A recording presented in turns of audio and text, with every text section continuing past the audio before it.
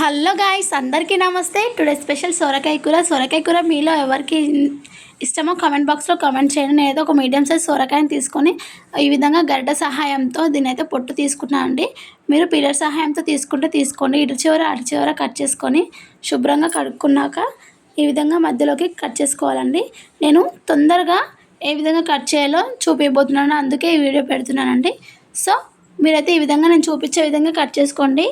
5 మినిట్స్లో కట్ చేసే కూరగాయలు 3 మినిట్స్లో కట్ చేస్తారు, మనకు 2 మినిట్స్ సేవ్ అవుతాయి. సో ఈ విధంగా కట్ చేసుకోవాలండి. మిగతా సొరకాయ ముక్కలు కూడా సేమ్ అదే విధంగా కట్ చేసుకోండి. ఒక పెద్ద సైజు ఆనియన్ తీసుకొని ఆనియన్ కూడా సేమ్ ప్రాసెస్, పొట్టు తీసి కడిగేసుకొని ఈ విధంగా కట్ చేసుకోవాలండి. చూడండి, చాలా ఈజీగా అయిపోతుంది. కర్రీకి సరిపడా పచ్చిమిర్చి అయితే తీసుకుందామండి. తొడిమలు తీసేసి బాగా శుభ్రం చేసుకొని తీసుకోవాలి. కొద్దిగా ఆయిల్ వేసుకొని అందులో మనం శుభ్రం చేసి పెట్టుకున్న పచ్చిమిర్చిని యాడ్ చేసుకొని మనం వెంబడే మూత వేసుకోవాలండి. లేకపోతే ఆయిల్ అనేది మన ఫేస్ పైన పడే అవకాశాలు ఉంటాయి.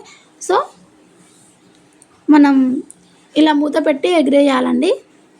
ఈ విధంగా ఒకసారి మళ్ళీ కలిపేసుకొని ఒకసారి మూత పెట్టుకుందామండి. చూడండి, ఆల్మోస్ట్ ఫ్రై అయిపోయాయి. వాటిని అన్నిటిని మిక్సీ జార్లోకి టర్న్ చేసుకుందాం. ఈ విధంగా టర్న్ చేసుకొని కొద్దిగా రాళ్ళు వేసుకొని మిక్సీ అయితే చేసేసుకుందాం.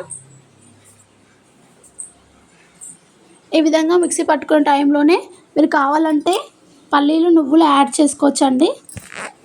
పక్కకైతే యాడ్ చేసుకుంటే ప్రిపేర్ చేసుకుందాం. కొద్దిగా ఆయిల్ వేసుకొని అయితే 3 పావుల నూనె తీసుకుంటున్నాను అండి. మీ కర్రీకి సరిపడా మీరు ఆయిల్ తీసుకోండి.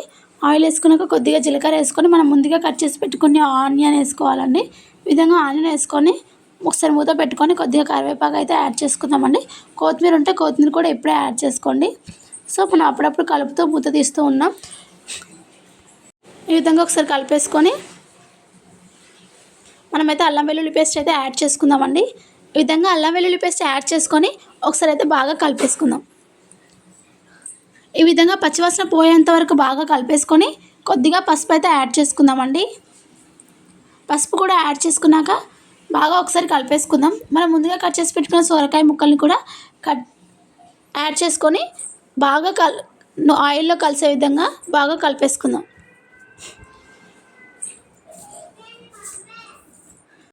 ఈ విధంగా ఒకసారి కలుపుకొని మూత పెట్టుకుందామండి.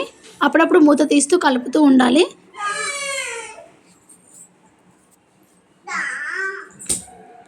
ఈ విధంగా మూత పెడుతూ తీస్తూ కలుపుతూ ఉండాలి. మనం ముందుగా మిక్స్ చేసి పెట్టుకున్న పచ్చిమిర్చి ముద్దని యాడ్ చేసుకోవాలండి. ఈ విధంగా యాడ్ చేసుకొని మరొకసారి బాగా కలిపేసుకుందాం. బాగా కలిపేసుకున్న తర్వాత మరొకసారి మూత పెట్టుకుందామండి. ఈ కర్రీలోకి అడిషనల్గా వాటర్ అయితే అవసరం లేదండి. సొరకాయలో వాటర్ ఉంటాయి కదా, కావాలంటే పాలు యాడ్ చేసుకోవచ్చు అండి. నేనైతే పాలను యాడ్ చేసుకుంటున్నాను టేస్ట్ కోసం అండ్ గ్రేవీ కోసం. మీరు కూడా కావాలంటే యాడ్ చేసుకోండి. రామిల్క్ అవసరం లేదండి. వేడి చేసిన పాలైనా పోసుకోవచ్చు, పచ్చి పాలు ఉంటే పచ్చి పాలనే యాడ్ చేసుకోవచ్చు. నేనైతే వేడి చేసిన పాలనే యాడ్ చేసుకుంటున్నాను. ఈ విధంగా యాడ్ చేసుకొని ఒకసారి అయితే కలిపేసుకుందామండి. ఈ విధంగా కలిపేసుకొని కొద్దిగా ధనియా పౌడర్ వేసుకొని కొత్తిమీర ఉంటే కొత్తిమీరతో గార్నిష్ చేసుకుంటే సొరకాయ కర్రీ రెడీ అండి. మనము ధనియా పౌడర్ వేయగానే కర్రీ అనేది కలర్ చేంజ్ అవుతుంది. అయ్యో కర్రీ ఖరాబ్ అయిపోయిందా ఏందని టెన్షన్ పడాల్సిన అవసరం లేదండి. మళ్ళీ నార్మల్ కలర్లోకి వచ్చేస్తుంది. సో ఈ విధంగా ఒకసారి అయితే కలిపేసుకుందాం. టేస్టీ అయిన సొరకాయ కూర రెడీ అండి. చాలా సింపుల్గా ఉంది కదా. 2 to 3 మినిట్స్ కుక్ అయినాక స్టవ్ ఆఫ్ చేసుకుంటే సరే. Please subscribe to my channel.